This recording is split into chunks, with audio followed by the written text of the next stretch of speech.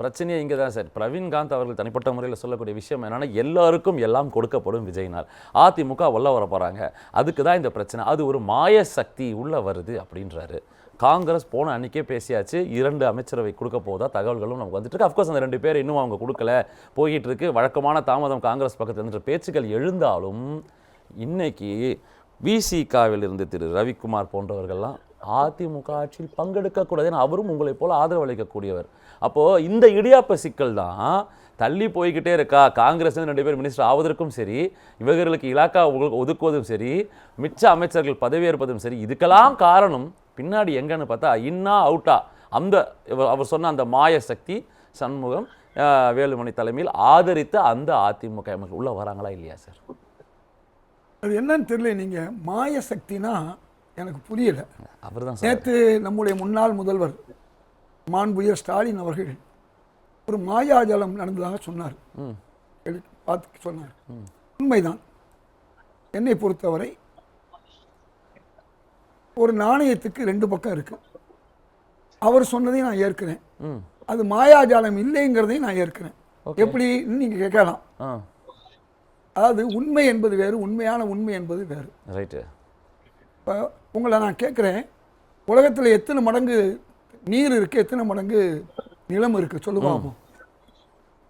நீரின்றி அமையாது இவ்வுலகு, நம்மளை சுற்றி அதிகப்படியாக எத்தனை மடங்கு? 75% சார் 3 மூணில் ஒரு பங்கு, 2 1ன்னு வச்சுக்கோமா, அல்லது 3 1ன்னு வச்சுக்கோமா. ரைட்டு. அது உண்மை, நம்ம கண்ணுக்கு தெரியுது உண்மை. ஆனால் அது உண்மையா? இல்லை. உண்மையான உண்மை என்ன? அந்த நீருக்கடியிலும் என்ன இருக்குது? நிலம் தான் இருக்குது. ரைட்டு. அப்படி பார்த்தா என்ன அர்த்தம்? இது வந்து உண்மையான உண்மை. அது மாதிரி ஒரு புறம் ஒரு மாயாஜலத்தை நம்முடைய முதல்வர் விஜய் ஏற்படுத்தியிருக்கிறார்,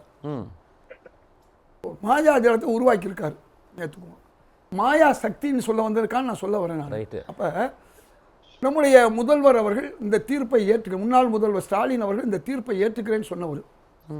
அது மட்டும் இல்லை, குடியரசுத் தலைவர் ஆட்சி வந்துவிடக்கூடாது என்பதற்காக எங்களுடைய கூட்டணி கட்சிகள் அவருக்கு ஆதரவளிக்கிறார்கள் என்பதையும் நான் ஏற்றுக்கொள்கிறேன் சொன்னார்.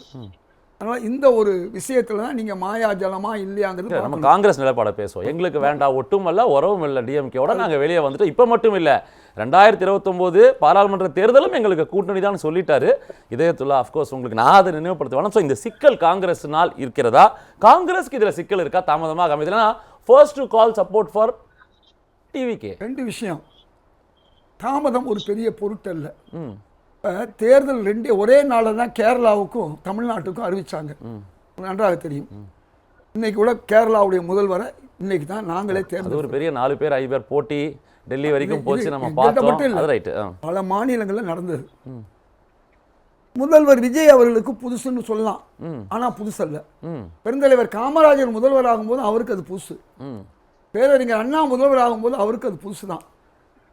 முதல்வர்ங்கிற பதவிக்கு புதுசு. அப்போ அவர்களுக்கெல்லாம் தெளிந்த அரசியல் தலைவர்கள், கலைஞர் போன்றவங்களாம் இருந்தாங்க. அதன் பிறகு ஆட்சி அமைச்சாங்க. இன்றைக்கு என்ன ஒரு வித்தியாசம்னா, அவங்களுக்கு முழுமையான ஒரு மேஜிக் நம்பர் கிடைச்சிச்சு.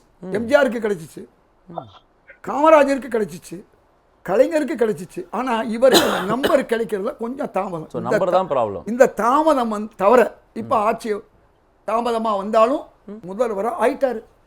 இப்போ அமைச்சரவைகளை கொண்டு வர்றதுக்கு என்ன வேணும்? இப்போ காங்கிரஸ் மற்ற கட்சிகள், மதசார்பற்ற கட்சிகள் இருக்கு. இப்போ எங்களுக்கு என்டிஏ வேணாம்னு சொல்லி அதிமுகவில் ஒரு குறிப்பிட்ட எம்எல்ஏக்கள் வர்றாங்க, ஆதரவு தரணுன்னு வர்றாங்க.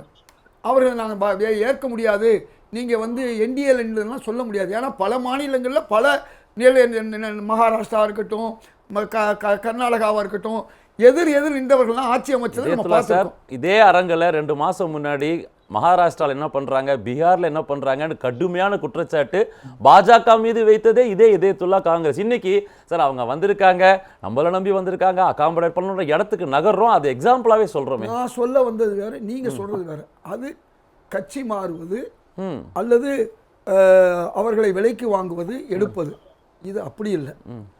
அவங்க ஆதரவு கொடுத்து வர்றாங்க. இந்த நான் சொல்கிறது வந்து பல நேரங்களில் கர்நாடகாவில் போஸ்ட் போல் ப்ரீ போல் நீங்கள் கேள்விப்பட்டிருப்பீங்க. அந்த ஆதரவை பற்றி நான் பேசுகிறேன். எதிராக நிற்பாங்க. ஆட்சிக்கு வர முடியலன்னா கர்நாடகாவில் ஜனதா தளத்துக்கு வந்து காங்கிரஸ் வந்து முதல்வராக்கும்.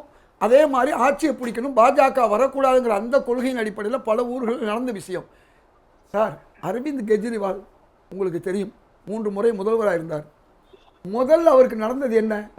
இதே இன்றைக்கு திரு நடிகர் விஜய் அல்லது நம்முடைய முதல்வர் விஜய்க்கு என்ன நடந்ததோ அதுதான் நடந்துச்சு. அவரை யார் ஆதரிச்சா? காங்கிரஸ் ஆதரிச்சதுனால அவர் முதல்வர் ஆனார். ஏன் காங்கிரஸ் ஆதரிச்சிச்சு? பாஜக வந்துவிடக்கூடாது ஆரம்பிச்சார். அடுத்து அவர் என்ன பண்ணார்? 2வது தேர்தலுக்கு போனார். அவர் பெரும்பான்மை வந்தார். அவர் புதுசாக வந்த உடனடியாக வந்து மந்திரி பதவிகள் அவர் சின்ன மாநிலமாக இருந்தாலும் 6 பேரை போடுறதுக்கே 4-5 நாள் எடுத்துக்கிட்டாரு. யாருக்கு என்ன கொடுக்கணும்னு இருக்கு. இப்போ நான் சொல்ல வந்தது என்னன்னு சொன்னால் நீங்கள் அதை தடுத்துட்டீங்க. அதாவது வரக்கூடிய அடுத்த ஒரு அதிமுகவிலிருந்து ஒரு பகுதி பிரிஞ்சு வர்றாங்க இல்லையா, எங்களுக்கு பிஜேபி வேணா, எடப்பாடி பழனிசாமி வேணா, நாங்கள் ஒரு நல்லாட்சி வரணுங்கிறதுக்காண்டி ஆதரவு கொடுக்குறோன்னு வர்றாங்க இல்லையா, இவர்களில் யார் யார் வர்றா, இவர்களுக்கும் அமைச்சரவை யாருக்காவது முதல் 40 பேர் கொடுத்துட்டா இலாக்காவை கொடுக்கறது வந்து நாளைக்கு வித்தியாசமாக போயிடும். அப்போ பொறுமையாக இருந்து பகிர்றார். இப்போ ஒரு முதல்வர், ஒரு ஆளுநர் ஆட்சினா என்ன? பல மாநிலங்கள் நடந்திருக்கு. வெறும் ஆளுநர் மட்டும் தான் இருப்பார், கூட 2 செயலாளர்கள் இருப்பாங்க. ஆட்சி ஆளல் 6 மாதம் 1 வருஷம் 2 வருஷம் தமிழ்நாட்டிலே நடக்கலையாது. அதனால அவசர கோலத்தில் அள்ளி தொழில் அடிப்படையில் இன்றைக்கு முதல்வர் விஜய் அவர்கள் கரெக்டாக இடம் பொருள் பார்த்து யார் யாருக்கு என்ன இலாக்கா ஒதுக்கணுங்கிறதுக்காக வேண்டி மந்திரி சபை தாமதம்.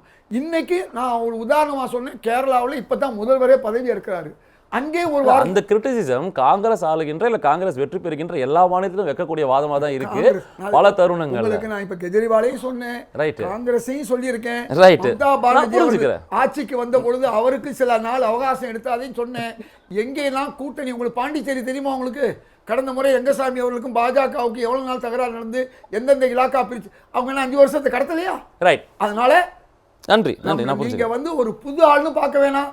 முதல்வராக இருக்கிறது பல பேர் புதுசாக வந்தவங்க தான் அப்புறமா முதல்வராகி நீண்ட காலமாக இருந்திருக்காங்க. அதனால் நம்முடைய முதல்வர் விஜய் அவர்கள் காலம் நேரம் சூழல் பார்த்து வருவார். அவருக்கு ஆதரவு இப்போவும் இருக்குது, எதிர்காலத்திலும் ஆதரவு வருது. இதை நம்முடைய முன்னாள் முதல்வர் ஸ்டாலின் அவர்களும் ஏற்றுக்கொண்டார். அவரோடு இருந்த கட்சிகள் தான் இன்னைக்கு வேணாலும் இந்த திமுக அரசு கவிழ்னு தான் அவர் சொல்றாரு. நீங்க ஆதரிக்கிறார், ஏத்துக்கொண்டு நம்ம தொடர்ந்து பேசுவோம். நான் வரேன். நிறைய ஆட்சி கவிழ்ந்ததா இல்லையா? கலைஞர் ஆட்சி கவிழ்ந்ததா இல்லையா? நிறைய வருது. நம்ம வருவோம். நான் ராஜகம்பீரம் இருப்பதெல்லாம் காலம் கொடுக்கக்கூடிய பாடமே ஒழிய பலருடைய ஆட்சி கவிழ்ந்திருக்கிறது. இந்திரா காந்தி ஆட்சி, மொராஜி தேசாய் ஆட்சி, விபி சிங். அதனால இதை பத்தி எல்லாம் அவர் கவலைப்பட போவதில்லை. முதல்வர் விஜய் அவர்கள் அப்படி ஒரு நிலை வந்தா அவர் 200 இடங்களை வெற்றி பெறுவார். நன்றி. 3 மாசத்துக்கு முன்னாடி நான் பார்த்து இதே துள்ளவா இது அப்படின்ற ஒரு ஆச்சரியத்தோட நான் பார்க்கிறேன். சகோதரர் சுவாமிநாதன் சொன்னாரு, இந்த பாரத்தை முதல்வர் விஜய் சுமப்பான்னு சொன்னாரு. அவருக்கு ஒரு வாரம் இருந்தால் போதும், அபாரமாக செய்ய போறாரு. அதில் எந்த கலையபரமும் இருக்க போறதில்ல. துலாபாரத்தோட நிற்கிறாங்க. அது நேரம் தான். அதே மாதிரி சிக்கல்னாரு. இது வந்து சிக்கல் வந்து அவருக்கு இல்லை, அது ஒரு சாதாரண விக்கல் மாதிரி. ஏன்னா மக்கள் அவர் பின்னால் இருக்காங்க, அவர் பக்கம் இருக்காங்க. அதனால சிக்கல்லாம் வராது சார். எல்லாம் இப்படி பார்த்தா எல்லாருமே புதுசாக முதல்வர் ஆனவங்கலாம் பல சிக்கலில் போய் மாட்டியிருக்கணும். அதனால் நம்ம நக்கல் பண்ண வேண்டிய அவசியம் இல்லை.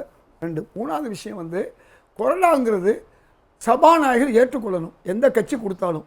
அதனால் அவர் சொன்ன மாதிரி கொரோனா உத்தரவு என்பது இன்னும் சபாநாயகர் யாரையும் கொரோனான்னு ஏற்றுக்கல, அந்த கட்சி தான் கொரோனான்னு ஒருத்தர் நியமிக்குது.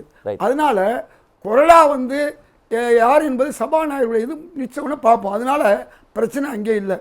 இவர்களை நீங்கள் நீக்கினாலும் கட்சியிலேருந்து நீங்கள் நீக்கலாம், கட்சியிலேருந்து பதவியில் நீக்கலாம். ஆனால் அவங்களாம் சட்டமன்ற உறுப்பினர்கள். ஒரு சட்டமன்ற உறுப்பினர்கள் கட்சிக்கு கீழே உள்ளவங்க மட்டுமல்ல, அவர்கள் வந்து அரசுக்கு கீழே உள்ளவர்கள், சபாநாயகருக்கு கீழே உள்ளவர்கள். அதனால் இதை எல்லாத்தையும் சமாளிப்பார். இந்த பதவி அமைச்சர் பதவி கொடுக்காதனால ஒன்றும் குடிமொழிக்கு போகாது. நான் ஏற்கனவே சொன்னேன், குடியரசுத் தலைவர் ஆட்சியோ அல்லது நம்முடைய ஆளுநர் ஆட்சிங்கிறது அமைச்சர்கள்லாம் இருக்க மாட்டாங்க. அது 6 மாதமும் ஓடும், 2 வருஷமும் ஓடும். அதெல்லாம் ஒரு பெரிய விஷயமே இல்லை. அவரை பொறுத்தவரை உடனடியாக என்னென்ன செஞ்சிருக்காரு அதை பார்க்கணும். உங்களுக்கு 200 யூனிட் அறிவிச்சாரு. அதே மாதிரி வந்து இந்த மாதிரி பெண்களுக்கு இந்த மகளிர் உதவி கொடுத்துட்டாரு.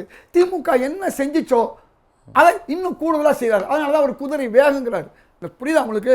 1000 கொடுத்தாச்சு, இனிமேல் 2500 கொடுக்குற வேலையை அவர் பார்ப்பாரு. அதை உடனே அவரே சொன்ன மாதிரி, சுவாமிநாதன் சொன்ன மாதிரி 2.5 வருஷம் கழிச்சு தான் கொடுத்தாங்க. அதனால எல்லாமே முறைப்படி நடக்கும். அதே நேரத்தில் இன்றைக்கு அதிகாரிகளுடைய ஆட்சி இல்லாமல் போகணும். இப்போ கடந்த முறை நான் பல முறை தொலைக்காட்சியில் பேசும்போது நான் பேசியிருக்கேன். அதாவது உங்களுக்கு 37 வயசு தான் குரூப் 1 எழுத முடியும்னு, வெளி மாநிலங்களில் 49 இருக்குது. இந்த ஆட்சி அதை செய்யணும். அதே மாதிரி 2.5% 5 வருஷமா நான் கதறிக்கிட்டு இருந்தேன். அதை கொடுத்தா நல்லா இருக்கும்னு. கடந்த ஆட்சி கொடுக்கல, இந்த ஆட்சி கொடுக்கணும்னு நான் நம்புகிறேன். அதே மாதிரி எதன் காரணமாக தோல்வி வந்ததுக்கு ஒரு முக்கியமான காரணம் நம்முடைய வீட்டு வரி. அது 50%ங்கிறத 100 ஆக்குனாங்க அதிகாரிகள், 100 200 ஆக்குனாங்க.